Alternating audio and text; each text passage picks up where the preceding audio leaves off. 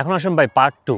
আমি আসলে আপনাদের একটা জিনিস সতর্ক করতেছি, সেটা হচ্ছে যে দেখেন যারা এজেন্সির মালিক, আমরা একটা ভিসা করতে পারলে অনেক টাকা, বুঝছেন, অনেক টাকা, কিন্তু অনেস্টলি এই টাকা থেকে কি করা উচিত, কিছু টাকা 30% টাকা সাইডে রাখিয়ে দেন, তাইলে আর আপনি আর মানুষের টাকা কাটতে হবে না। এখন এই লোকটা ধরেন মানে এভাবে ওয়ার্ক পারমিট তো সবাই নিয়ে আসে, ঠিক আছে, আইনা যদি আপনি যদি ভিসা যদি না করতে পারেন, তাহলে কেন মানুষের টাকা কাটবেন?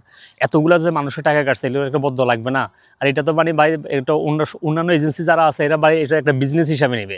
1000 মানুষের থেকে ওয়ার্ক পারমিট আনবে, আইনা দেখা গেছে আপনার 2-3টা ভিসা করাবে, এরপর সবাই থেকে টাকা কাটিয়ে রাখবে। এটা তো তাহলে একটা লাভে লাভ।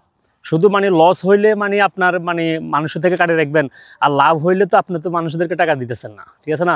সো আপনারা যারা ফাইল জমা দেওয়ার আগে একবার চিন্তা করবেন যে তার সাথে কথাবার্তা ঠিক করে নেবেন যে ভাই ভিসা হয় নাই, ফুল টাকা রিফান্ড দিতে হবে, আর ভিসা যদি হয় তাহলে আপনি টাকা নেন, দরকার হলে আরও একটু বাড়ায় নেন, ঠিক আছে? কয়েকদিন আগে দেখছেন উনি পোস্ট করছিল যে পর্তুগালের জন্য দুবাই থেকে, কাতার থেকে, মালয়েশিয়া থেকে ফাইল নেবে, অথচ ওনার জানা উচিত ছিল যে এইসব দেশের সাথে অ্যাপয়েন্টমেন্টে নাই।